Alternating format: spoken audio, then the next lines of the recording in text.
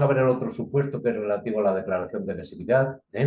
Pues el ayuntamiento de una localidad, en este caso de Azuqueca de Henares, otorgó una licencia para instalar en el municipio una empresa de envasado de leche, lo que sea.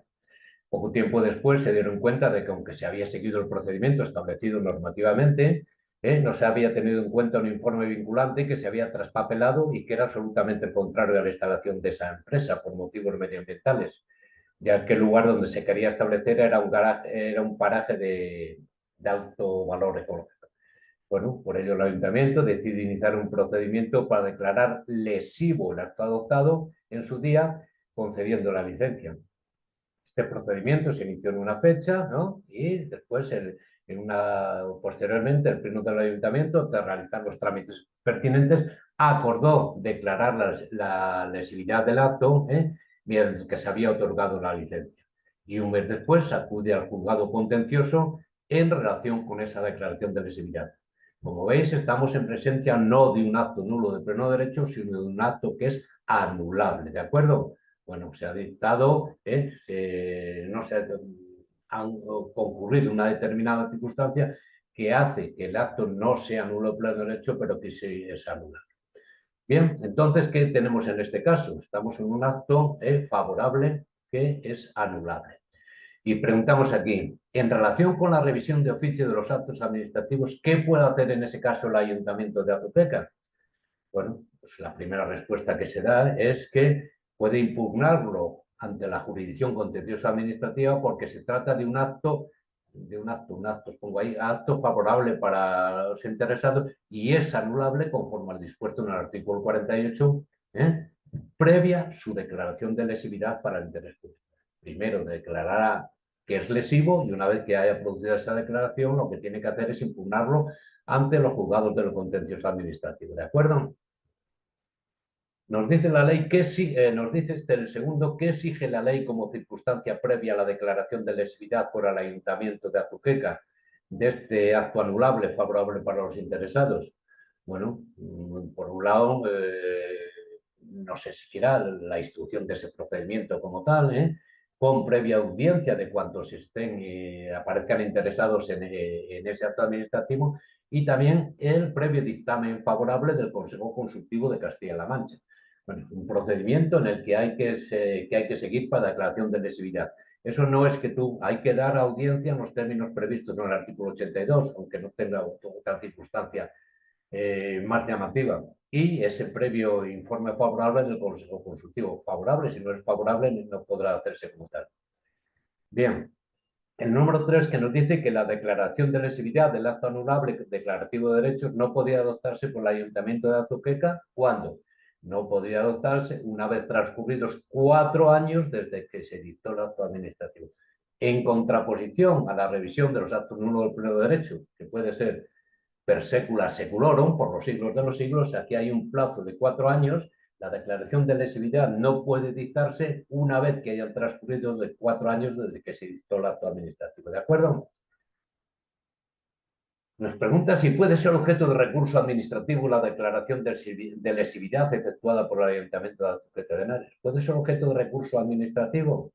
Y no, nos dice que no es susceptible, únicamente que una vez que sea previa audiencia en ese procedimiento, se declarará y se comunicará, se notificará a los interesados únicamente a efectos informativos. No sé si es la palabra que emplea efectos informativos. ¿Qué quiere decir? Que no tiene por qué. Porque esto tiene que ir al paso siguiente, que es la impugnación ante el Tribunal Contencioso Administrativo, ante el juzgado. ¿Y qué efectos produce el transcurso del plazo de 6 meses desde la iniciación del procedimiento de declaración de lesividad sin que el ayuntamiento hubiese declarado el mismo? Bueno, pues aquí, como es declaración de lesividad, que solo puede iniciarse como tal por el ayuntamiento, por la administración pública, producirá otra vez la caducidad del procedimiento. Cuidado, la caducidad del procedimiento. Los efectos de la caducidad, si no se hace en plazo, es que no interrumpe la prescripción. Suponeros que eran 4 años y lo iniciaron antes a los 3 años y 9 meses. Y resulta que ese procedimiento caducó y resulta que entonces, como caducó, si bien se había interrumpido la prescripción a los 3 años y 9 meses, resulta que como caducó, lo siento amigo, pero ya se ha producido los 4 años. ¿Por qué? porque los efectos que se derivan de la caducidad hacen esa circunstancia concreta. ¿A quién le corresponde adoptar la declaración de lesividad de ese acto administrativo? Lógicamente, en este caso, al Pleno de la Corporación. Ya, bueno, declarar lesividad del acto. El enunciado que figura en el expuesto. ¿Se puede declarar la declaración de lesividad del acto que otorgó licencia para una empresa? El enunciado que figura en el supuesto, ¿se puede declarar la lesividad del acto que otorgó la licencia para instalar en el municipio una empresa de envasado de leche? Evidentemente, bueno, esto ya es lo que estamos comentando. Sí, porque el acto era favorable por los interesados, es un favorable y además tenía la presencia de un vicio de anulabilidad del artículo 48, ya que no se tuvo en cuenta el informe que era desfavorable a la instalación, el informe que era vinculante y no se tuvo, no fue deliberadamente, sino por una omisión, ¿no? Se había traspapelado, podemos, pero el acto como tal, si se da esa circunstancia, acto favorable y que ha incurrido en una causa de anulabilidad, se considera que eso es contrario al interés público como tal, pues procedería en ese caso, ¿de acuerdo? Dice, considerando que el acto a revisar fue dictado en febrero del año 2020, no sé de las fechas si están en orden o no están, ¿puede revisarse en el año 2024? Bueno, depende, esto habría que concretar las fechas, como siempre os digo, ¿no? Fue dictado en febrero del año, tendríamos que ver la fecha y cuándo se puede, hasta cuándo se puede revisar. Efectivamente, sí, siempre que se inicia antes de la fecha en que fue dictado, pues lo pongo ahí 2 de febrero, la declaración de necesidad no podría adoptarse si hubiera transcurrido 4 años desde que se dictó el acto. Bueno, pues si era con posterioridad al 2 de febrero de 2024, evidentemente no podría ser, porque habrían transcurrido los cuatro años. Dice que si en este supuesto se ha adoptado la decisión declarativa de la lesividad dentro del plazo, pues no lo sé ahora mismo, tengo que ver lo que tengo puesto aquí. Sí, el plazo para realizar la declaración de lesividad es de 6 meses desde que se inició el procedimiento. En este caso, el procedimiento se inició el 20 de febrero de 2021 y la decisión se adoptó el día 17 de mayo del mismo año. Bueno, entonces son 6 meses dentro del plazo. Son cuestiones que no he contemplado si están realmente esas fechas son las que figuran porque no me he dado cuenta. Y aquí hay otra circunstancia que es, como sabéis, hace referencia a que es competencia del Pleno de la Corporación, pero sabéis que existen unas entidades locales que funcionan en régimen de concepto abierto y que es a lo que se parece la parte final, se refiere a la parte final de ese artículo, que en este caso dice al órgano superior que se trataría de la Asamblea Vecinal porque en eso no hay pleno, ¿de acuerdo?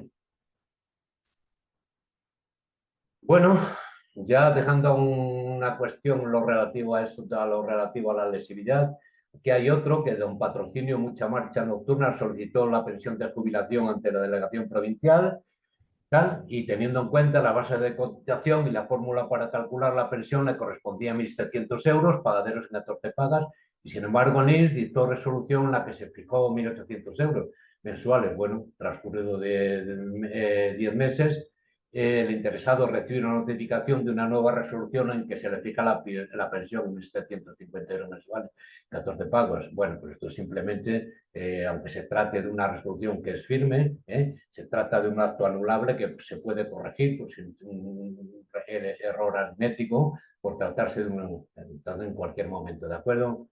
Bueno, eso de que puede devolver o no devolver, esto no afectaría como tal,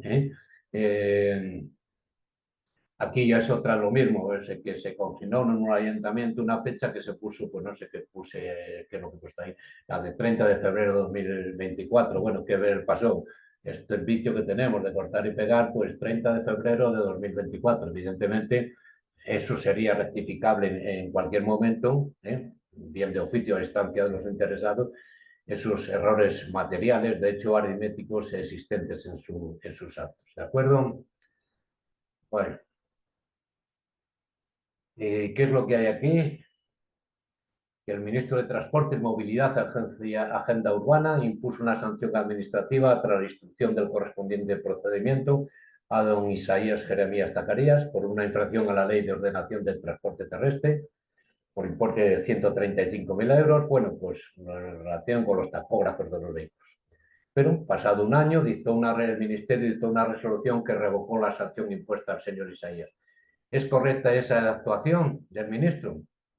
Bueno, en principio decimos que sí, que puede serlo, ya que se trata de un acto de gravamen o desfavorable, pero, lógicamente, siempre que tal revocación no constituya una despensa o una exención permitida por las leyes, ni sea contrario al principio de igualdad, al interés público o al ordenamiento jurídico, lo cual, como os digo muchas veces, es mucho decir y no saber cuándo es contrario al principio de igualdad. Bueno, pues si hubiera otro en las mismas circunstancias. Cuando es contraria al interés público, ya es más discutible, o al ordenamiento jurídico, pues tendríamos que ver caso por caso. Por ejemplo, este que tenemos aquí, la alcaldesa de Guadalajara impuso a Pilar, Garaje, Dolores Fuertes y Rodolfo Langostino una sanción de 1.300 euros a cada uno de ellos por una infracción a la ordenanza de medidas para fomentar y garantizar la convivencia ciudadana en el espacio público de Guadalajara. Y transcurridos 3 meses desde la imposición de la sanción, la señora alcaldesa dictó una resolución revocando la sanción impuesta a Pilar y Beatriz. ¿Es correcta esta actuación? En principio no, porque como hemos visto, conforme al artículo 109, pueden revocar esos actos desfavorables, pues, entre otras circunstancias, siempre que, en este caso, es contrario al principio de igualdad, que es uno de los límites establecidos en este artículo. ¿De acuerdo?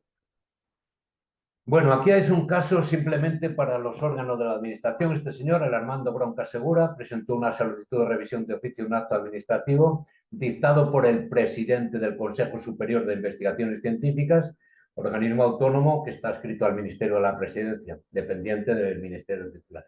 Bueno, en estos casos, ¿a quién le compete llevar a cabo esa revisión? Sería al ministro, ahora os digo por qué, al ministro de la Presidencia.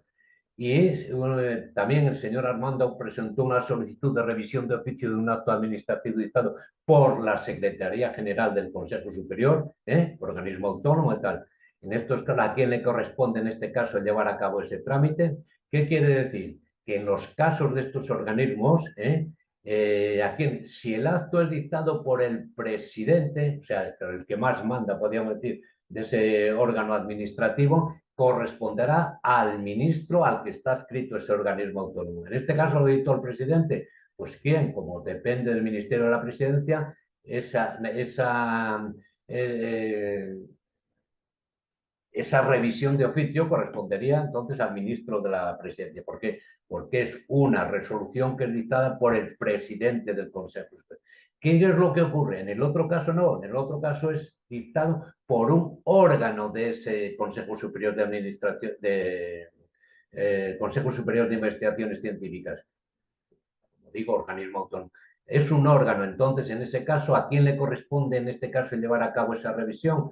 Lógicamente, en este caso, al presidente del Consejo Superior. O sea, si soy yo que soy el presidente, aquel que esté adscrito el organismo autónomo, el ministerio que esté adscrito. Y si es uno de los que conforman este organismo autónomo, seré yo el que declarará, es el competente para declarar la revisión de oficio. Bueno, pues hasta aquí, porque ya no me voy a meter con los recursos administrativos, eso ya lo veré en otro momento y esperemos que esto nos haya servido para aclarar determinadas cuestiones. Posiblemente vaya demasiado rápido, pero bueno, ya una vez que cojo velocidad ya es difícil parar. Bueno, que sirva y a ver cómo lo vamos haciendo poco a poco. En otro momento haré esta revisión de los actos administrativos simplemente en vía recurso, o sea, ya cuando somos los particulares, no la propia administración, los que tomamos la iniciativa mediante esos recursos bien ordinarios, alzada o reposición, aunque el de reposición es potestativo, o sea, si se quiere se interpone, si no, o mediante ese recurso extraordinario de revisión que solo podrá hacerse en determinados casos, o sea, cuando concurra alguna de las circunstancias a que se refiere el artículo 125, porque si no se da alguna de esas causas y no podrá hacerse ese error de hecho, que aparezcan documentos esenciales o esas circunstancias que hacen relación que hubiera sido dictado, por ejemplo, como consecuencia de maquinación, de prevaricación, etc. Pero bueno, eso ya lo veremos. Bien, aquí pues esto.